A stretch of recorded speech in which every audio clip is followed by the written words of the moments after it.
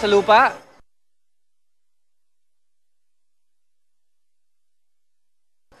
Nako, ako ba yan? So yun.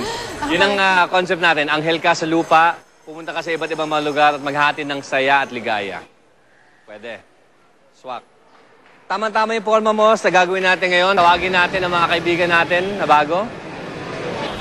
Anti-sexy? Na pinakilala nila sa akin Nestor, si si Nestor, si Sex Bomb, yung Dad's Focus. Wala talaga ako. Parang ayokong isipin na sayaw kasi hindi ko pa naman nakita naging challenge yun sa extra challenge. Akala ko maglalaro lang ako ng basketball eh. Akala ko or isasabit niyo ako, gano'n. Are you gonna be nice or are you going to be you? Nice na lang po. Sige. Kabahala, Nestor, ha? Angel? Kaya? Girls, alagaan nyo, ha? Hindi pa naman ako sumasayaw. Baby, I'll be back. Tayo dito. Hindi po. Inaabangan ka na ng mga fans mo, Darna. Kaya ihataw mo na.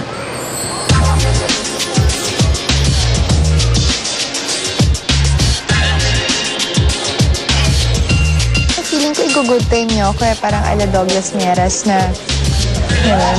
Ay, feeling lang. Wala naman sigurong taong gusto mo pagalitan, di ba? Kaya mapahiya.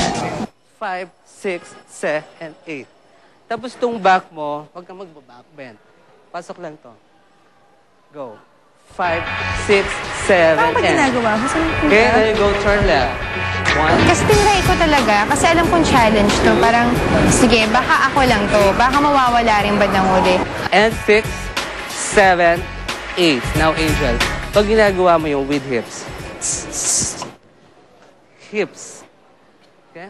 Madali naman siya siguro makakuha ng steps. Kaso, yun lang siguro ang dahilan. Medyo nahiya siya at nabigla siya na sasayaw siya pala. Siyempre, kumikembot ako, mas ang daming taong nanonood. Parang niilang lang talaga ako. Nung nakita ko nga siyang may timing, sabi ko, linis lang to. Tapos, friends of mine, pasok lang sa isip yung mga steps. So, magiging maganda. Warm up lang yan, Angel. Ito ang malupit na hip-hop steps na dapat mo nang pag-aralan. Kasi mahirap talaga siya. Kasi buka-buka, parang gano'n. Siguro nailang din siya. Ay, talaga. Ate, ayoko na. Ayoko na talaga.